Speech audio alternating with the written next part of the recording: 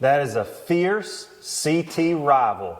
That gun costs new. If I'm not mistaken, that gun is $3,100, $3,200. It's a carbon fiber barrel, carbon fiber stock. That's in a 28 Nosler, and it's topped with a Leupold VX6 HD 3x18x50. Now I will say this. I shot an elk. I killed an elk 2 years ago in New Mexico with that gun, and the elk was 743 yards. So it is a shooter. But here's my problem with it. When you pay that kind of money for a rifle, you expect it to show up shooting half-inch groups, no questions asked, without having to do anything to it. And when I bought that gun, the very first time I put a sling on it, I got it home, I mounted my scope, I put a sling on it, and when I put the gun over my shoulder to walk out the front door, this sling swivel connect pulled out of the stock as I was walking down my stairs, and the $6,000 gun scope combo fell backwards off my back onto my brick staircase and scratched my scope up a little bit, all because somebody didn't put freaking glue on the insert in a carbon fiber stock on a $3,000 gun. Yeah. Okay, so that's what started my, so I pulled it out. I put some, JB Weld in there, put it back in there, haven't had another problem. But then when I started shooting it, I could not get this thing to shoot. I was buying Nosler, 28 Nosler AccuBond ammo, and I could not get this gun to shoot better than 1.5 inches. All right, now keep in mind, so that goes to show you there. He's talking about 1.5 inch group at how far? 100 yards. At 100 yards. Yeah. I just want to hit a milk jug at 100 yards. I mean, I'm serious. Like, if I can hit a milk jug, I look at it, if I can hit a milk jug at 100 yards, I can kill a deer. I can kill a deer. Hey, we good. Yeah. So I took the gun apart. I glass bedded the action, because look, I didn't have time. So this sent me down a rabbit hole, because I started with this about 6 months before I was going to New Mexico. And I didn't have time to go find a gunsmith. So then I had to learn how to glass bed actions. I pulled the gun apart, I glassed, because it's like, why can this gun not shoot 1/2 inch groups? So I pulled it apart, I glass bedded the action myself. I swapped the trigger out. It came with a Bixen Andy trigger, adjustable trigger. I swapped it out with a Trigger Tech trigger, put it all back together, went and started shooting it again, and with Nosler AccuBonds at that point, I was getting a 3/4 inch group. Okay, well now we're getting somewhere. Right. But that's still not where I want to be. I want to be shooting 1/4 inch and 1/2 inch groups, because a 1/4 inch group at 100 yards is, an acceptable group at 600 yards and 700 yards. A 1 inch group at 100 yards is a 7 inch group at 700 yards. That ain't good enough for me. So, not that kind of money, I guess. No. Yeah. So I started reloading, figured out something it liked, and I got it to shoot 1/2 inch groups consistently. The gun is now a shooter. It earned a spot to stay in my family, because at this point I've killed an elk with it 743 yards. But damn if Fierce Firearms didn't make it harder than it should have been. Right. If you're going to spend, imagine going and buying. We're not sponsored by them. Yeah. No. And at this point, I don't know that I'd want to be. But, imagine going and buying a $3,000 bow that won't shoot, that won't shoot the arrows, the way you want to shoot it. So is that, I cannot endorse it. I got it to work because I made it work. But so favorite rifle, that is a loaded question. I can say this. I have several Rugers. I have several Brown and A bolts, several Brown and X bolts. I have several Remington Model 700s. I have never been let down by these three guns. I have never been let down by a Brown and X bolt or A bolt. I have never been let down by a Remington Model 700. And I have never been let down by a Ruger M77. Having said that, Remington is no longer with us. They filed bankruptcy. Yep. Yeah. Somebody bought them and tried to bring them back. In Alabama, didn't they? Or something like that? Didn't they move to Alabama? Yeah, I'm not sure where they moved to. Here's Or what I maybe do Georgia. know. Georgia. What I do know is that it's tarnished at this point. Like, right? I'm not sure what kind of customer service you're going to get. I'm not sure. Yeah. You know, and even when in the latter years that Remington was open and working, I don't know what it would have been like to have to send something back.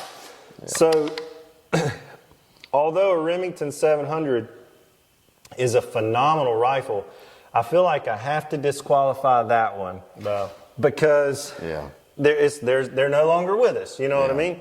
So that leads us to a Brown and X bolt and a Ruger M77. And man, I'm gonna be honest with you, I cannot pick between the two. It's like splitting hairs. Yeah, I mean, look, if you want a push feed bolt, then this X bolt is your guy. But Ruger now makes a push feed. This is a Ruger American, which is push feed, and this is the model Gen 2, and it is. So this is how I'm going to categorize it. Okay. On the high-end guns, like between your X bolts and your M77s, because both of these guns are going to be $1,000 or more. That Ruger M77 right there that's an FTW Hunter. It was developed on a shooting range out west in coordination with Ruger and the FTW Shooting Ranch. And this is an absolute tack driver. I mean, I hunt with this gun so much, but it is a controlled round feed, and controlled round feed bolt actions are really obnoxious if you don't push the bolt straight. If you get off, if you get excited and it will bind up. Oh yeah. And that can be obnoxious, but it is it is smooth as butter as long as you're pushing straight. But man, if you're in a hurry and it'll lock up on you as heartbeat. But I will say this, on expensive rifles, I have to go with a tie between the Browning X bolt line and the Ruger M77 line. On rifles under $1,000, I think the answer is a Ruger American, hands down.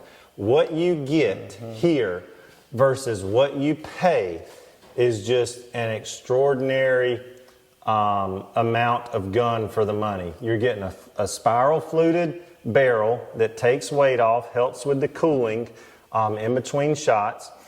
You're getting a stock that is not bad. I mean, you can adjust your cheek piece for height. You can adjust it for length of pull. If putting it on the shoulder of a woman, you can take some stock off the end to shorten it up. I did glass bed it, which I'm going to be glass bedding all of my rifles now that I know how to do it. But I think for guns under $1,000, this Ruger American, this $600 gun shoots as good as that Ruger $2,000 gun. It shoots just as good. The trigger in the American is not as good as the LC6 trigger in the Ruger M77. I'm about like Bubba, as long as they can put a bullet in there and pull that trigger. This gun right here, this Ruger M77 might be the best shooting gun that I have. It's in a 6.5 Creedmoor. 6.5 Creedmoors are known to be super accurate. That right there is a half inch gun. Yeah, I have the Every day same and gun. twice on I have Sunday. the same gun, just with a wood grain stock. Yep. and a 243 and a 7 mag, and they're shooters. Yeah. It's I mean, it My is pawpaw, he hunts with a 44. a Ruger 44 Yeah. or a I don't know what it is. It's a 44. I got you. But he killed a lot of deer with that 44. Yeah, a lot of people hunt with those fat old bullet. pistol cartridges. So at the end of the day, my picks are this: on an expensive gun, Browning or Ruger, Browning X-Bolt, Ruger M77. If you're trying to, as Bubba says, ball on a budget, it's hard to beat the rifle that you get with the money that you spend on the Ruger American. So, So you gonna pick this under $1,000? if I'm trying to spend under $1,000, I'm gonna pick this gun every single day. If I'm going to buy a new rifle. Matter of fact, I'm probably about to buy another one of these. I bought this. This is a 7mm 08. Love 7mm 08 for deer hunting under 400 yards, 500 yards. But I bought this one. I know something goes wrong, something happens. I know where I'm coming to. My 10-year-old is starting to. Shells for each one of my guns. That's it. My 10-year-old is starting to claim stakes on this rifle. It's Yeah. nice and short, compact. I'm probably about to buy another one in the exact same caliber. Just because look, I'm not worried about messing it up. It's a tack driver. I don't care. It can't rust. I mean, it is just it's a great gun. Well, Hunter took not only y'all to school, he took me and Brian to school That's right. as well. Because, like I said, my granddaddy's like him. He can talk rifles all day long. He's got every kind of rifle magazine you can think of. He goes through it. He's got probably like a safe like you got, and just rifles everywhere. I have. And I love them. I like them.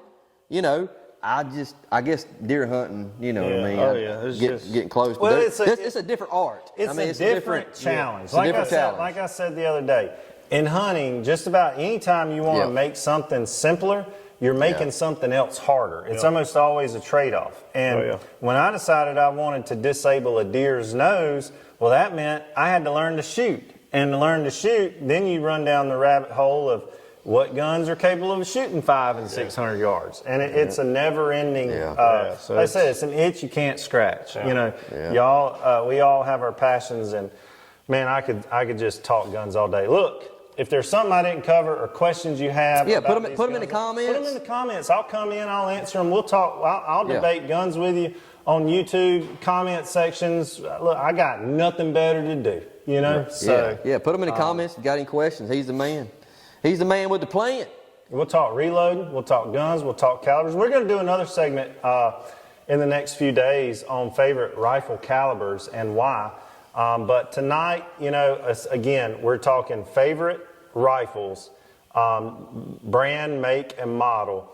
And I think if you're sticking with Ruger and Browning, you're going to love what you get, what you wind up with. Yep. So, well, you want to end it? Yeah. Ruger, I just noticed this, but I think Ruger and Hank Williams Jr., they use the same logo. The Phoenix? I'm pretty sure it's the same logo, so that's the reason why I'll go with I Ruger got a every time. good one at home. Hey, I like Ruger. I'll tell you, I'm pretty sure it's the same exact logo. So Well, I that's the know reason why that's I choose Ruger. That was on the Firebird, you know, the old Pontiac Firebird. Like a lot of people use the Phoenix, you know. It is cool, but Well, you want to wrap it up? well, we need a pro tip of the day. I don't know. Oh yeah, need tip of the day. What's the pro tip going to be? I guess Practice shooting with both eyes open. Yeah, good one. When you're shooting a rifle, don't make the mistake of, you know, like so many people are mistaught. When you're shooting through a scope, you need to be shooting with both eyes open for several reasons. Now, in saying that, sometimes I have trouble focusing doing it, so I'll close my left eye to get focused on my target, and then I'll open it up so I can kind of. Yeah. But sometimes I'll get cross-eyed if I don't. Well, it's one of those things too, like So if I were shooting a bow right now, it'd take me a minute to get back used to using a peep sight, you know? Yeah. But if you shoot a lot, or if you shoot enough, a reasonable amount to be proficient with your guns, and you practice with both eyes open, it starts to really become natural to you. Yeah. It helps you acquire your target faster. It helps you follow your target after a shot and reacquire it faster. It helps you have more light when you're trying to shoot in low light levels. Really good pro tip, Bubba. A lot of people don't know, you need to be shooting with both eyes open in a scope and shotgun. Good pro tip. Yep. Good pro tip. All right. Yeah, man. Hit the like button, subscribe, leave comments. You got questions? I'm telling you, I'll talk all day long. Just let us know. Well, that concludes this episode with Time to Kill, where we kill time so you don't have to.